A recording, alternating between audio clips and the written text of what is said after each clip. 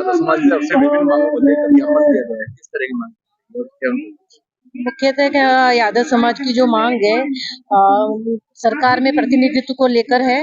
वो चाहते हैं कि कैबिनेट में इनका प्रतिनिधित्व हो तो उनके ज्ञापन को सक्षम स्तर तक पहुंचा दिया जाएगा। यादव समाज के द्वारा किन मांगों को लेकर आज ज्ञापन दिया गया, किस तरह की सभा की गई? पिछले दिनों जो विधानसभा के राजस्थान में चुनाव संपन्न हुए हैं, उसमें जो यादव समाज से कोई मंत्री नहीं बनाया गया है, यानी यादव समाज इतना बड़ा समाज है, इसको कहीं प्रतिनिधित्व नहीं मिला है। तो चाहे और भी समाज होता, ये तो जायज मांग थी। तो यादव समाज के साथ जो अनदेखी हुई है, हम सरकार से चाहते हैं कि इस मांग पे ध्यान दिया जाए और यादव समाज को भी सत्ता में भागीदारी दी जाए। मगर मीटिंग के दौरान अहिर रेजिमेंट की मांग भी उठी थी, उसको लेकर आप क्या कहेंगे? उसी को लेकर चल रहे हैं, सारे देश में आंदोलन चल रहा है। मुझे भी देश के 26 करोड़ यादवों ने संयुक्त अहिर रेजिमेंट मोर्चा की मैं राष्ट्रीय महिला अध्यक्ष हूँ और अखिल भारतीय यादव महासभा की मैं कार्यकारी अध्यक्ष हूँ। संत होने के साथ साथ में मैं कुछ समाज के लिए अच्छा करना चाहती हूँ।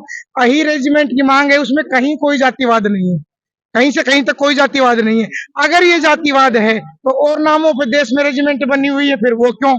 या फिर ये मांग जाए जो माना जाए, या तो पूरे भारतीय सेना का एक रूप हो जाए, कहीं पे किसी जाति का नाम ना हो, लेकिन अन्य नामों पे यदि है, हालांकि मैं उनका सम्मान करती हूँ संत होने के नाते, तो इनके साथ भी अहिर समाज के साथ भी न्याय होना चाहिए, इसलिए मैं आ जाए। साध्वी पुष्पा शास्त्री मेरा नाम है, श्री श्याम गौशाला से मैं आई हूँ, रिवाड़ी में मेरा आश्रम है और आप इसको दिखा रहे हैं मीडिया के माध्यम से, प्रचार प्रसार कर रहे। आप भी लोकतंत्र के चौथे स्तंभ हैं, आपने भी देखा होगा। हम सब देशभक्ति से परिपूर्ण व्यक्तित्व हैं। हम राष्ट्र में, समाज में अच्छाई को बढ़ावा देना चाहता है। आज समाज की जायज एक मांग थी, उसके लिए आपने भी सहयोग दिया, बहुत बहुत धन्यवाद है। शुभकामनाएं, आशीर्वाद। मकर संक्रांति की आपको, आपके परिवारों को, राजस्थान को, पूरे देश को मकर संक्रांति की, विश्व को बहुत बहुत शुभकामनाएं।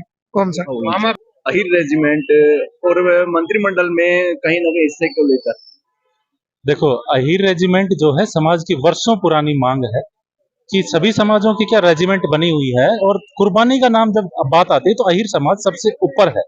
चाहे आप रेजांगला का युद्ध देख लीजिए, वो अहिरों के ही बलिदान के साथ कारण रेजांगला का युद्ध वहां पे रात नहीं। आज इंडिया का नक्शा कहीं से कहीं होता अगर रेजांगला के युद्ध में यादव नहीं होते। जहां भी, चाहे वो संसद पर हमला हुआ, कहीं पे कारगिल का युद्ध हो, अपनी कुर्बानी दी है। और आज का जो धरना प्रदर्शन था, ये था हमारा एक राजस्थान के सरकार के नव गठन में जो यादव समाज को, अहिर समाज की अनदेखी की गई है कि लगभग 11 लाख वोटर्स हैं हमारे राजस्थान में, और वो जो कि बीजेपी के वोटर्स माने जाते हैं, यादव समाज का 70 से 80% बीजेपी वोटर्स माना जाता है।